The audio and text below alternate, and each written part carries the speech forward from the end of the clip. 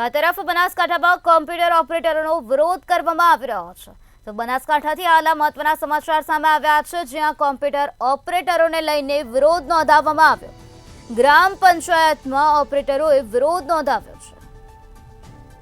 15મા નાણાં પંચ મુજબ મહેનતાણું આપવા માટે માંગણી કરવામાં આવી છે। કોમ્પ્યુટર ઓપરેટરોએ ડીડીઓને રજૂઆત કરી છે। સરકારના પરિપત્રનો અમલ ન થતો હોવાના આક્ષેપ પણ કરવામાં આવ્યા છે। તો વીસી મંડળ દ્વારા જિલ્લા પંચાયત ખાતે ડીડીઓને રજૂઆત કરવામાં આવી છે અને વિરોધ નોંધાવવામાં આવ્યો છે। બનાસકાંઠા જિલ્લા વીસી મંડળ આખું આજે આવ્યું છે અને એમાં અમારે જે વીસીને કોઈ પગાર વધતો નથી, પરંતુ સરકારશ્રીએ 19/5/2022ના દિવસે અમને વીસીને થોડું ઘણું મહેનતાણું થાય એ માટે ગુજરાત સરકારમાંથી જે નાણાં પંચની ગ્રાન્ટ આવે છે, 15મા નાણાં પંચની ગ્રાન્ટ, અને એ ગ્રાન્ટમાંથી 10% રકમ જે વીસી માટે ફાળવાય અને વીસીને એનામાંથી દર મહિને 2000 રૂપિયા મહેનતાણું ચૂકવાય એ માટે સરકારશ્રીએ પરિપત્ર કરી દીધો છે 2022માં।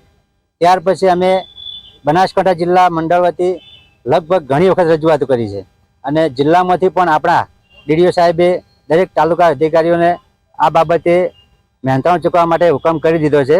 તેમ છતાં આજ દિન સુધી અમને 1 પણ રૂપિયો હજી ચૂકવવાનો નથી। એ માટે અમે 6ઠ્ઠા મહિનાની અંદર ડીડીઓ સાહેબને લેખિત રજૂઆત આપી હતી।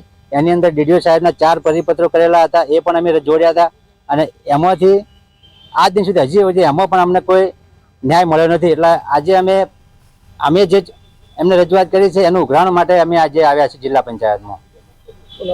રામસિંહ સોલંકી, બનાસકાંઠા જિલ્લા વીસી મંડળ પ્રમુખ।